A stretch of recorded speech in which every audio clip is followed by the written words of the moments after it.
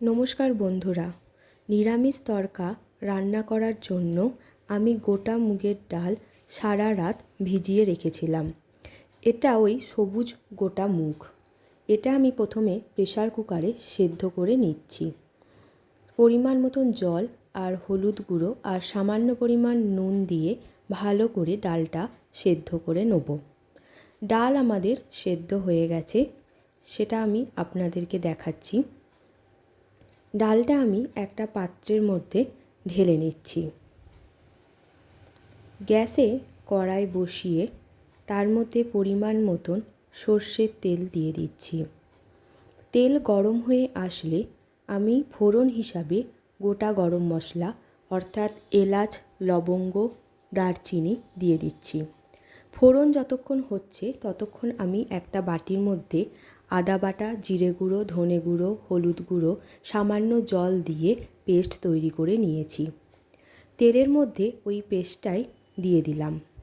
ভালো করে কষাতে হবে যতক্ষণ না তেল ছাড়ছে। এই সময় গ্যাসের আঁচ আমরা মিডিয়াম টু লোয়ে রেখেছি। ভালো করে কষানোর পর আর একটা বাটির মধ্যে আমি কিছুটা পরিমাণ টমেটোর সস জল দিয়ে গুলে নিয়েছি, সেটাই আমি মশলার মধ্যে দিয়ে দিলাম। এবারও ভালো করে বেশ কিছুক্ষণ কষিয়ে নিচ্ছি। এদিকে আমাদের সেদ্ধ করে রাখা মুগ ডালটি আমি কড়াইয়ের মধ্যে দিয়ে দিলাম। মশলার সাথে ডালটি ভালো করে মিশিয়ে নিতে হবে। সিম আঁচে আস্তে আস্তে সময় নিয়ে মেশাতে হবে। গ্যাসের আঁচ এই সময় যদি আমরা হাইয়ে রাখি তাহলে ডালটা তলা থেকে ধরে যেতে পারে, কারণ ডাল এমনি ঘন জিনিস, তাই আঁচটা বুঝে রাখতে হবে।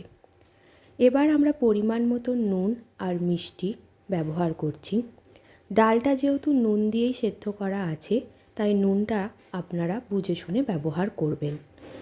ঝালের জন্য আমি এখানে কাঁচা লঙ্কা ব্যবহার করছি। আপনারা গুঁড়ো লঙ্কা ব্যবহার করতে পারেন, তবে সেটা মশলা কষানোর সময়ই ব্যবহার করবেন।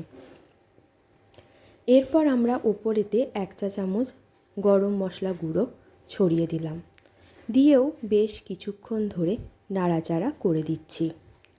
সব মশলাটার সাথে ডালটা মিশিয়ে দিয়ে ঢাকা দিয়ে হতে দেব 5 থেকে 10 মিনিট। আমাদের ডাল তৈরি হয়ে গেছে। ভালোভাবে মশলার সাথে ফুটে ডালটা একেবারেই রেডি। রুটি বা পরোটার সাথে খেতে খুবই ভালো লাগে।